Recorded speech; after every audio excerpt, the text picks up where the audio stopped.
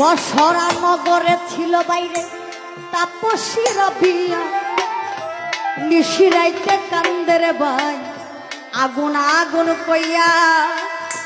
ওই বসরা নগরে ছিল তাপসী রাবিয়া, নিশিরাইতে কান্দেরে ভাই আগুন আগুন কইয়া রে, আগুন আগুন কইয়া রে, আগুন আগুন কইয়া। বলে কে আছো তোর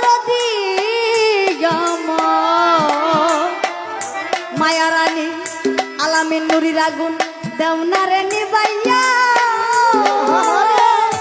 ওরে আমার মাওলার আগুন জ্বলে বুকে গুছিয়া গুছিয়া রে, গুছিয়া গুছিয়া রে, গুছিয়া গুছিয়া। বাবাজি রাবিয়া বস্যির ঘটনা শুনছেন না? বসরা নগরে এক রাবিয়া বস্যি ছিল, ছোট বাজার, যে কিনা প্রতি রাত্রে ঘরের ভিতরে কান্না করত। তার কান্নার আওয়াজে এলাকাবাসী যারা ছিল তারা ঠিক মতো ঘুমাইতে পারে না। বাবাজি কথা কি খারাপ লাগতেছে? তার কান্নার আওয়াজে এলাকার মানুষ ঘুমাইতে পারে না। তখন এলাকার মানুষ এলাকার সর্দারদের ডাক দিয়া যে বলে, ওরে শোনো শোনো ওগো সর্দার, আমরা বলতেছি এখনই ওই রাবিয়া বসি ঘরের ভিতর কান্না করে সর্দার, আমরা যাই যে বলিয়া আজকে একটা বিচার করবেন, যাইব যে বলিয়া রে,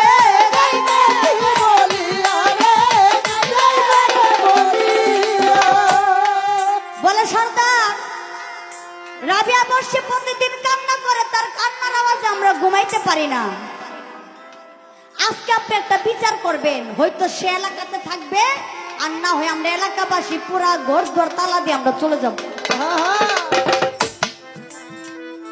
তখন ওই সর্দার বলে, শোনো শোনো এলাকাবাসী, আরে শোনো মন দিয়া,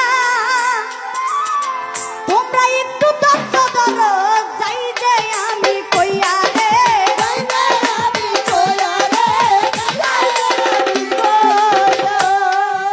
তখন ওই সর্দার বলে, এলাকাবাসী তোমরা একটু ধৈর্য ধরো, কারণ আমি সর্দার, আমার উপরে কিছু সর্দার আছে, তাদেরকে নিয়ে আমি একটু রাবিয়ার সাথে একটু কথা বলবো।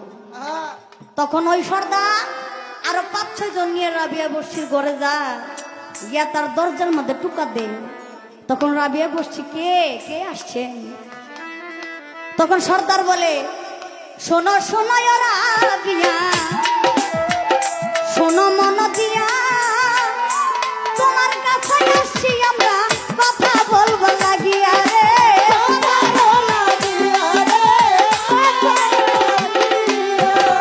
তখন সর্দার বলে, রাবিয়া তুমি দরজা খুলো, তোমার সাথে কিছু কথা আছে। তখন রাবিয়া বসে দরজা খুলে দেখে এলাকার যত সর্দার আছে তারা আসছে। তখন রাবিয়া বসছি বলে, আপনারা আমার কাছে আসছেন কিসের জন্য? তখন ওই সর্দাররা বলে, ও রাবিয়া, তুমি বলে প্রতিদিন করে কান্না করো, এলাকাবাসী তোমার কান্নার আওয়াজে ঘুমাইতে পারে না, আমরা এটার একটা ব্যবস্থা করার জন্য এসেছি। এলাকাবাসী মানে না, হয়তো তুমি এলাকাতে থাকবে না, তো তারা থাকবে। আজকে তোমাকে এই ঘটনা বলতে হবে, তুমি কিসের জন্য কান্না করো। তখন রাবিয়া বলে, ওরে সর্দার, ওরে সর্দার, শোনো মন দিয়া, বলবো বলবো ঘটনায় আমি এখন যাই বলিয়া রে, এখন যাই বলিয়া রে। বলে সর্দার আপনি বসেন, আমি আপনাকে ঘটনা বলবো। ঘটনা বলার আগে আমার কাছে আগে একটা ছুরি এনে দেন, তারপরে আপনারা বুঝতে পারবেন, আমার বলতে হবে না। তখন সর্দার বলে, ছুরি দিয়া তুমি কি করবা? আপনি আগে আইনা দেন। তখন একটা ছুরি যখন রাবিয়ার হাতে আইনা দিল, ওই ছুরি রাবিয়া হাতে পায়া সাথে সাথে তার শরীরে একটা পুষ মারিল। ওই পুষ মারার সাথে সাথে তার শরীর থেকে রক্ত বাইর হইল। যখন রাবিয়া এই কথা বলে, যখন আমার যখন তার শরীরে একটা পুষ মারে, মানুষের শরীর কাটলে বের হয় রক্ত, আর রাবিয়া বর্ষির শরীর থেকে বের হইতেছে পুরা ছালি। তখন রাবিয়া দুই চোখের পানি ফিরা দিয়া বলে, শোনো ঘটনা, ওরে আমার মাওলার প্রেমে পাগল আমি যাই রে হইয়া রে।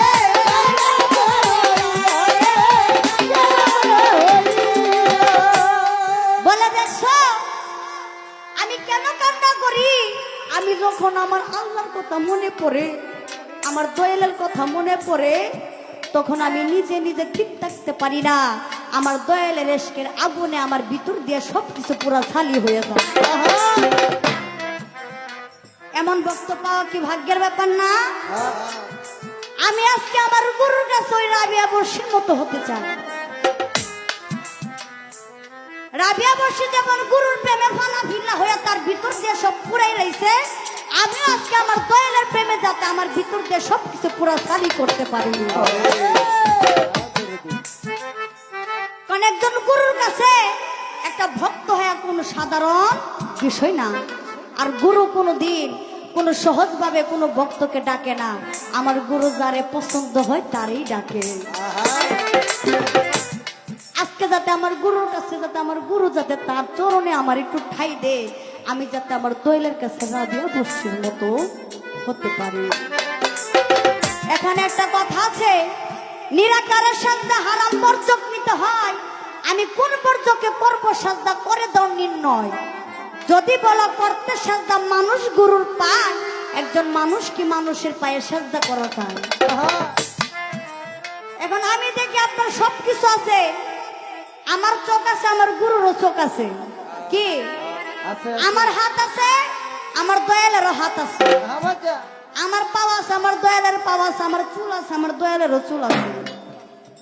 আমার দয়াল দেখতে আমার মতো মানুষ না? কারণ আমার দয়াল যদি আমার মতো দেখতে মানুষ হয়, আমার আল্লাহ বলেছে আমাকে ছাড়া কাউকে সাজদা দেওয়া হারাম। আমাকে ছাড়া সাজদা দেওয়া হারাম। আমার গুরুর কাছে আমার একটু জান মারবে শোনা, আমি যে আপনার কাছে যে আমি সাজদা দিব, কোন দিন কোন টাইম আমার নবীর কাছে সাজদা দিয়েছিল এক ব্যক্তি। আমি আর কথা বাড়াবো না, এখানে আমার কথা শেষ। কারণ বেশি কথা বললে আবার সমস্যা। যা বলেছি তাই ছাড়বে, আর কিছু লাগবে না। এই গানের মধ্যে অনেক কথা বলা হয়ে গেছে। তো একটি দরবারে একটি গান করি।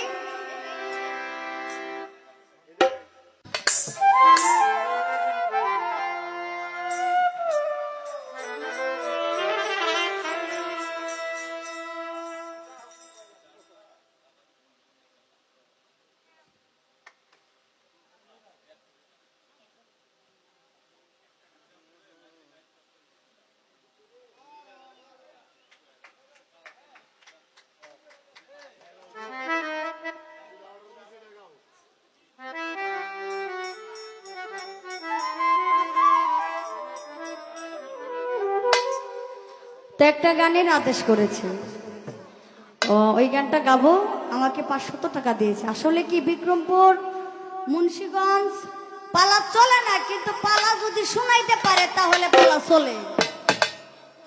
পালা যদি শোনাইতে পারে পালা চলে, কিন্তু আপনারা যেভাবে বলুন আমরা সেভাবে গাইতে রাজি, আমাদের কোনো সমস্যা নাই।